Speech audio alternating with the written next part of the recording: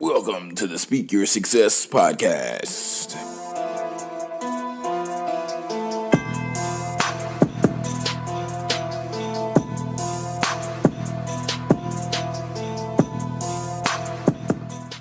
Hi guys. Surprise, I'm not Jonathan. He's probably listening though. He's in earshot for sure downstairs. I had an idea to kind of take over his podcast once or twice a month to talk about success as far as relationships go.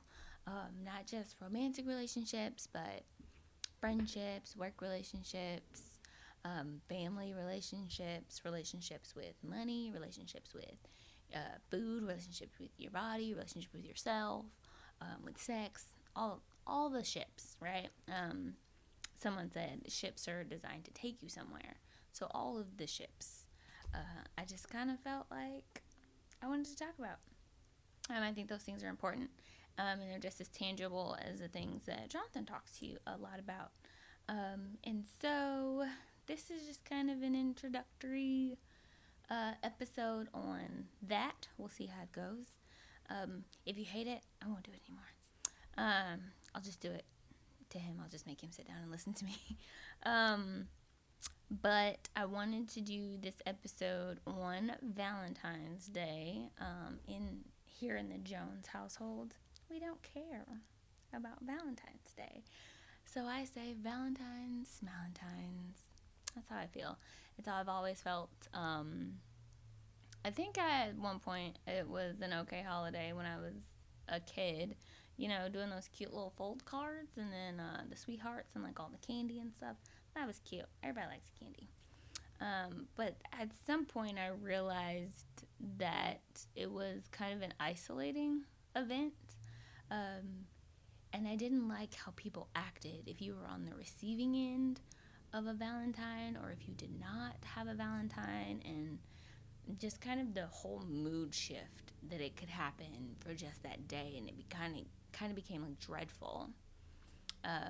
Not saying like I never had one, but it was just I didn't like that people acted so differently on this day about something that I felt should happen year round. I didn't see the value in it if it was something you only saw on this day or this and over the years we got become so much bigger and grandiose, and I feel like the expression is really for other people to see, not necessarily for the person receiving it. So it's just never held any merit for me. And I actually looked up the history of Valentine's Day, and there's a few different legends as to where it originated. One was a man named Saint Valentine, who defied emperor orders, married couples in secret to avoid the men going to war. The number one thing that popped up was that it was a festival that celebrated the coming of spring, and it celebrated a lot of fertility rites, and it actually paired off women to men by a lottery. It doesn't really sound like love, but over the years it progressed into an expression of love. I just I just feel like there shouldn't be such a big gap or feeling or emphasis put on it if you have someone to celebrate the day with, or if you don't have someone to celebrate the day with. And then they created Galentines, which is cool, for women and their girlfriends to get together the day before and to celebrate, loving on themselves, loving on each other, all that good stuff. But it's still like a whole separate event. And I just feel like love is an action, and you should love out loud all year round. Don't buy me a 40-foot bear and an overpriced box of flowers and candy on this one day, and then I never hear you mention it any other day. Like, I like my flowers on a random Thursday or Tuesday or just because, whatever. Anyways, but yeah, so we already talked about kind of why I'm doing this, and I'm using Jonathan's platform because it's already established, and I can just kind of slide in there and do this, and he can kind of help me figure out the rest. But yeah, so that's what this is gonna kind of be about. And as far as Valentine's goes, and as far as speaking your success in terms of relationships on Valentine's Day in particular, I just wanted to send an encouraging message to those who are in relationships about loving your partner out loud, loving your person out loud, and that should be an action done year round. And then a little message to my single people who are either perfectly content or seeking to have a partner. Don't fall victim to the hype or the pressure. Don't be guilted into a relationship less than. It's so not worth your time, and it's not worth your energy, and it takes a lot of effort to stay in something that you know you shouldn't be in, right? Something that's not serving you, something that's not helping you grow. I feel a little raspy. I took an allergy pill today, but anyways. Yeah, so just like don't settle or fall into something that's not for you, that doesn't help you become a better person, which is a completely different type of challenge, right? But there's a difference between challenging yourself because you're growing and feeling the frustration of being challenged by something you feel you shouldn't have to do at whatever stage you are in life, if that makes sense. I gotta stop saying I'll work on it, you guys. It'll get better. So one thing that I did want to talk about as far as waiting for your right person, or just not entertaining relationships that are not serving you, not helping you grow, whether you're in one right now or you're seeking one, and you feel that longing, that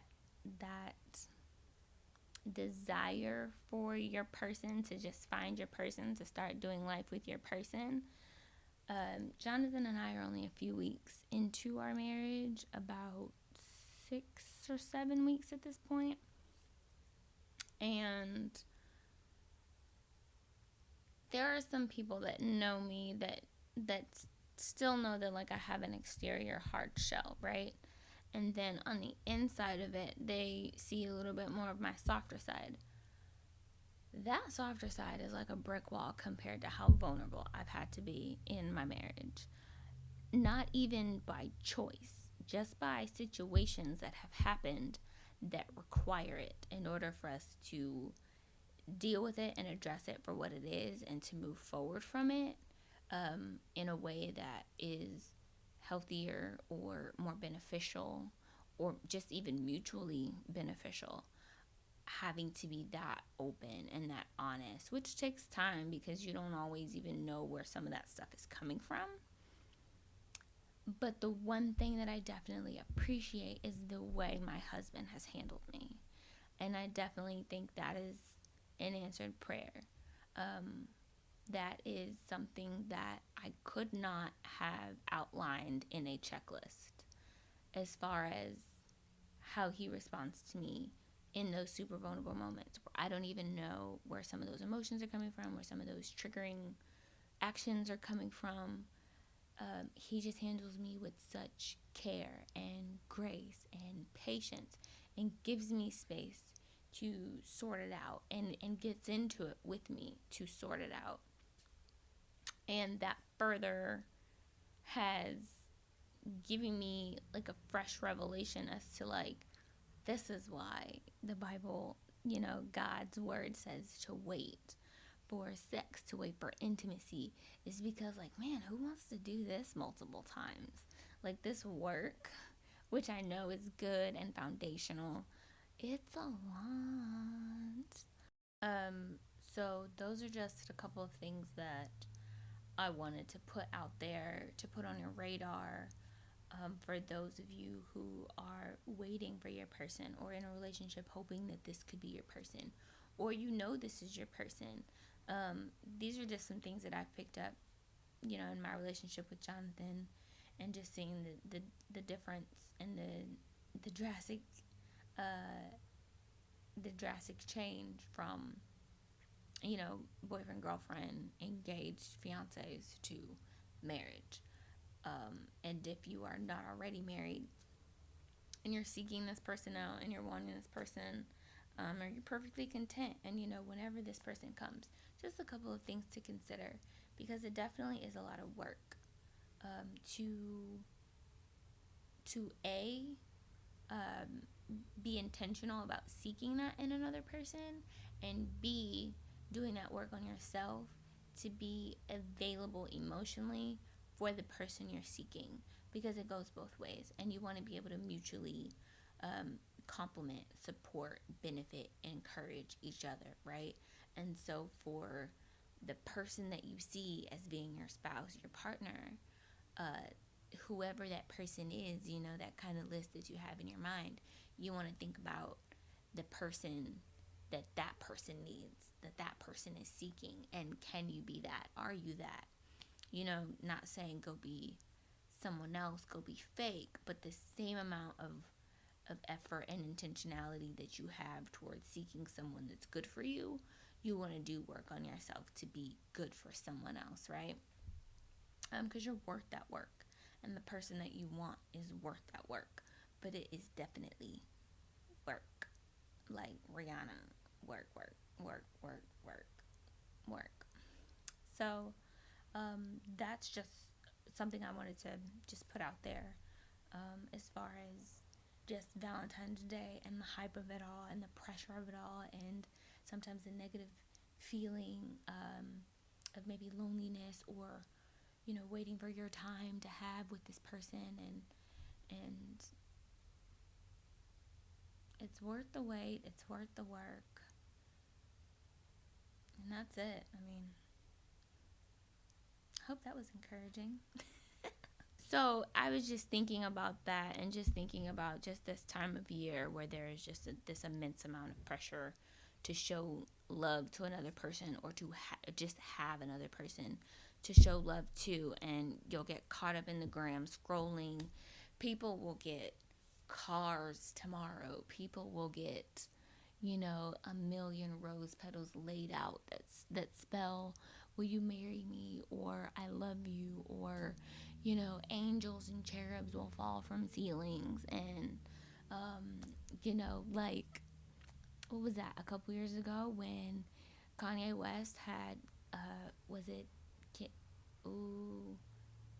not Kenny Lattimore, you guys, who was that, the jazz player, Kenny something, he had him in their living room playing for her, and he was surrounded by single stem roses. Like, that means that man had to stand in the middle of the room while they set all those roses up, and then wait for her to come in so he could lovingly play and swoon her. Like, that's a lot.